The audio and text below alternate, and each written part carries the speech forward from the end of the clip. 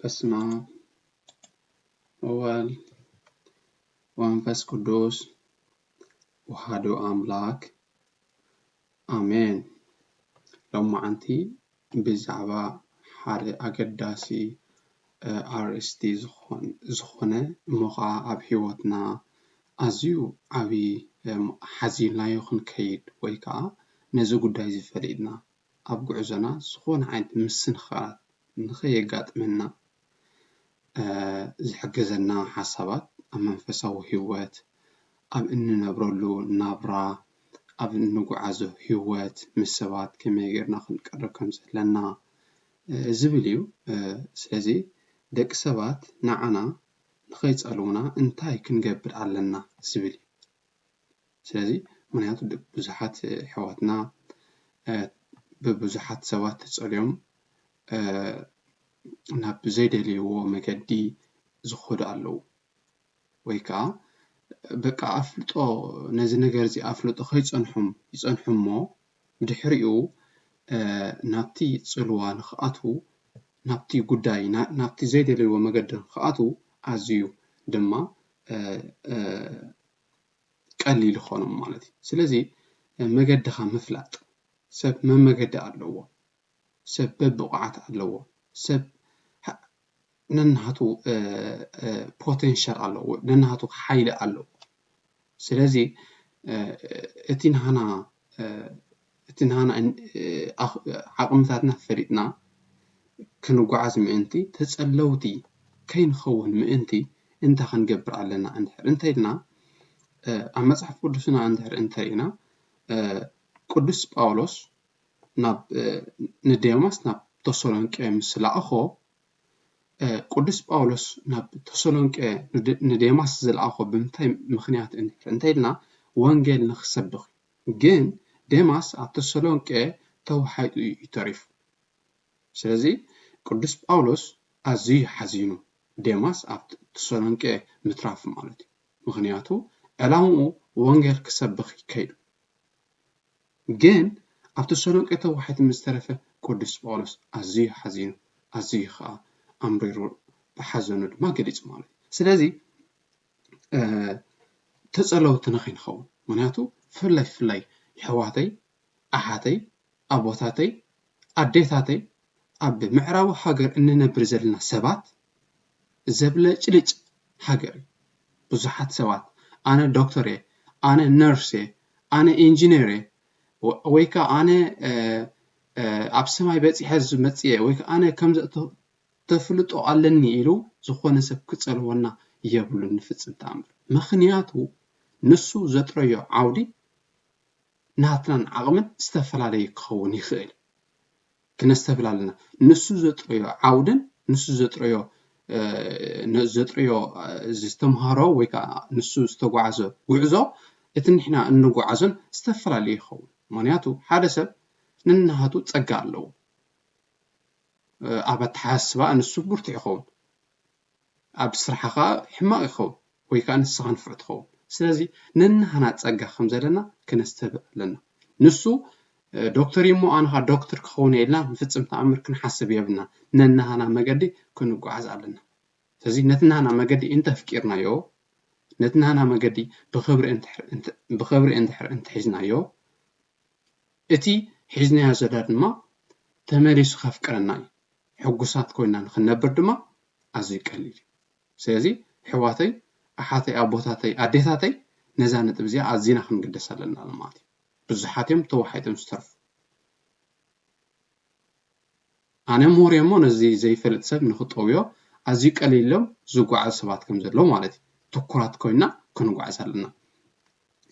ስለዚ ኩሉ ግዜ እቶም ንሕና እንቀርቦም ከይፀልውና ክንጥንቀቕ ኣዝና ኣለና። ምስ ለባም ሰብ ዝኸይድ እንታይ ይኸውን? ለባም ይኸውን። ምስ ጠዋይ ሰብ ዝኸይድ ድማ ጠዋይ ሰብ ይኸውን። ስለዚ ሓደ ሕማቕ ልምዲ ዘለዎ ሰብ እንድሕር እንተኾይኑ ምስኡ ትኸይድ እንድሕር ትኾንካ ሕማቕ ልምዲ ኢኻ ንስኻ ድማ ክትጥሪ። ስለዚ ካብ ሕማቕ ምድሪ ካብ ሕማቕ ልምዲ ንክንድሕን ምእንቲ እዞም ሰባት እዚኦም ኣዝና ቀልጢፍና ኣላሊና እንታይ ዓይነት ሰብ ምዃኑ ፈሊጥና ካብኦም ቀልጢፍና ክርሕቕ ከም ዘለና ማለት እዩ ምክንያቱ ምስኻ ኣይከይን ጠዋይ ሰብ ንሕርቲ ኮይኑ ብናትካ ሕርምታትካ ዝቐንእ ናትካ ጉዕዞ ዘይድግፈካ ኣብ ናትካ ንኸይትምዕብል ጥውይ ዝብል ንሕርቲ ኮይኑ ስሕንኩለካ ሰብ ንሕርቲ ኮይኑ ቀልጢፍካ ካብኡ ምርሓቕ ጥራይ እዩ ምክንያቱ ንስኻ እታ መፍትሕ እቲ መፍትሕ እኮ ንስኻ ኣብቲ ዝለዓለ ደረጃ ንምብፃሕ ንሱ ነታ ማዕፆ ዝዓፅዋ ንሕርቲ ኮይኑ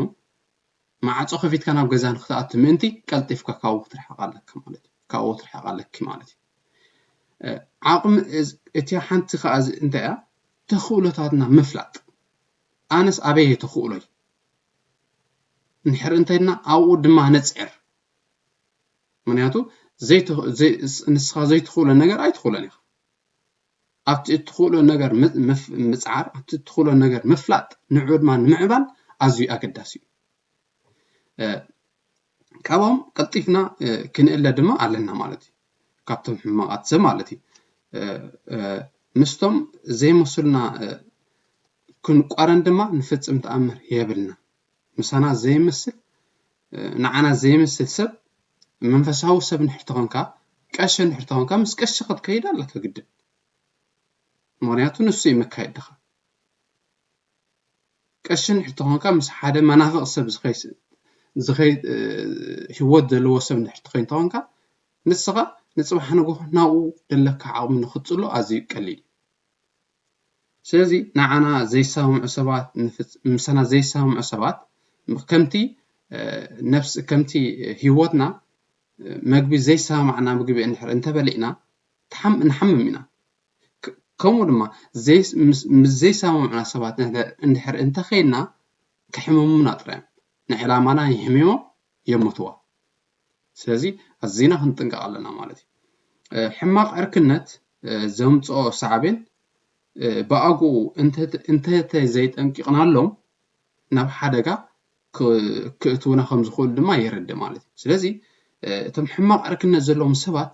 ቀልጢፍና እንድሕር እቲ ሳዕቤን ናቱ ሽዑ ክርቀል ኣብቲ መጀመርያ ጉዕዞ ክርዳእና ኣይክእልኒ ኣብ ናይ መወዳእታ ኣብቲ እንኸደሎ ጉዕዞ ግን ናብ ሓደጋ እዩ ዘውድቕ ስለዚ ክንጥንቀቕ ኣለና ማለት እዩ ዝኾነ ሰብ ንማንታይ ኣነ ሓያል ኣነ ንፉዕ ኣነ ጅግና ኢሉ ይሓስብ እሞ በይናይ ዝወደቕ ሰብ በይናይ ዓይነት ሰብ እዩ ዝወደቕ እንድሕር እንተኢልና በቶም ዝንዕቖም ሰባት በቶም ንኣሽቲ ስለዚ ንሰባት ድማ ንፍፅም ተኣምር ክንናቕ የብልና ምክንያቱ እግዚኣብሔር ኣምላኽ ንስኻ ሰብ ኢኻ ንሱ ድማ ሰብ እዩ ኦኬ ንስኻ ኣብ ኣተሓሳስባኻ ብኣዘራርባኻ ብኣካይዳኻ ንፉዕ ትኸውን ትኽእል እሰብ እዚ ግን ንፅባሕ ንግሆ ነዚ ነገር ዝኣጥርዩ ልዕሊኻ ክኸውን ይኽእል ስለዚ ንሰባት ንፍፅም ተኣምር ክንናቕ የብልና እንታይ ደኣ ኣንኮራ ነቲ ሰብ እዚ ከይና ንኸየውድቐና ንኸይሕንኩለና ኢልና ተጠንቂቕና ትሕትና ክነርእዩ ኣለና ስለዚ ካብ ዝኾነ ሰብ ሓያል ይኹን ንፉዕ ይኹን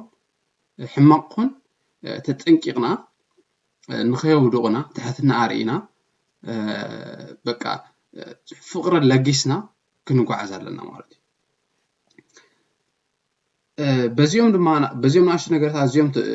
ጥንቁቃት ኮይና ክንጓዓዝ ኣለና ማለት እዩ ሕጂ ዝኾነ ነገር ኣምላኽ ዘይብሉ ምክንያቱ እዛ ንዘረባ ዘለና ቃል እዚ ንዘረባ ዘለና ህይወት ኣምላኽ ዘይብሉ ነገር እንድሕር እንተኮይኑ ገንዘብ ይሃልኻ ዋላ ገንዘብ ኣክቦ ክንደይ ቢልዮናት ዝኣከቡ ሰባት ሕጉስ ህይወት ዘይነብሩ ኣሎ ስለዚ ዝተመጣጠነ ህይወት ክህልወና ኣለዎ እዚ እንታይ ማለት እዩ ኣምላኽ ንዓና ይፈጢርና ነቲ ዝፈጠረና ኣምላኽ ድማ ንኹን ሕጉሶ ንዕኡ ንእግዚኣብሔር ኣምላኽ ምእንቲ ክነፍቅሮ ብኣና ድማ ኩርዕ ኮይኑ ክርከብ ምእንቲ እንታይ ክንገብር ኣለና እንድሕር እንተኢልና ንኣምላኽና ኣብ ቅድሚ ኣህዛብ ሓደ ዘይኣምን ሰብ ሓደ ኣብ እምነቱ ዋላ ክርስቲያን ማለት ኣነ ክርስቲያን ክትብል ንሕርቲ ኮንካ ግብርኻ ክህልዎ ማዕረ ክኸውን ኣለዎ ኦኬ ከም ቀዳማይ ዝተማሃርና ብዙሕ ጌጋታት ክፍጠር ይኽእል እዩ ግን ነቲ ጌጋታት ተማሂርካ ናብ ቁኑዕ ወሲድካ ብኡ ድማ ክንጓዓዝ ኣለና ማለት እዩ ኣብቲ ቁኑዕ ክነብር ኣለና ማለት እዩ توقيو نخيترف انت هنقبر لنا كنت اللي يقبع مالتي إذا انت مالت نحتاجنا السرعة زخونة ناي صولت بزحات سبات صولت كريستيانات صولت ملومات تصلي وعلو سب سرعو نو صولت مالت كمتينا حاونا أبونا عدينا بتليفون نرخبو صولت دمانا أملاخنا نرخبو المجدي أما عالت حمش دقيقة 10 دقيقة نكزابر أملاخ تمزجن كاب حماقة حنني إلكان حر أنت تسألي خا كاب حماقة نخيد حن حماقة مسرخبك حديقة نخد رخبو نخد حزن تسأجم منياتو برجت زخونة سب تسأجم خقات موي إتم نتسأجم دلوات زيكون سبات جن صار بالمات سلزي سرعة زخونة صلت 5 دقيقة 10 دقيقة ولا 5 دقيقة معلتي ولا خندقس كلنا كندقس كتنسن كلنا أملاخ تمسكن زبر أملاخ تمسكن إذا تنفس زلوا أبونا دين زلوني حوات زلوني إن نحر مسبات سمع زلني إن نحر تمسكن نحر أنت إن مشيت نصبح نقول بتيات صور لما ندع بيت كيت خل مسجنا سب زلوا نحر تخوين غا إجابر أملاخ أزيو بو نداف قرا إنجرو نداف الفلي خيل شح جنزب أكيبكا زي حدا زي بروخ جنزب نحتموت ينعها يزعنوك شح جنزب نحر أنت أكيب كان عها زي ما عبل نعها بروخ جنزب نحط خوينا جد أملاخ أفري استف نبزح ما خوزي خيل سلازي بروخ جنزب خن أكيب علنا مالتي بروخ هيوت بروخ نابع بروخ سبيتي بروخ ولاد كون على مالتي سلازي فرزل الناس كوينا هنركب علنا يجي فرزل الناس كوينا هنركب انت كوين أبز خونة إن نسرعه بقى بأملخ إلنا ترخ قعزلنا مالتي نقول اليوم أبتعودي أدمو عزيب لهم سبات كله بقى أنا كمزي أكو أنا كو إنجنيري أنا كو دكتور يبلو أتوش أتيهم نحر حات تمو أفضل زيب لهم صار نعخاني كم بقى كم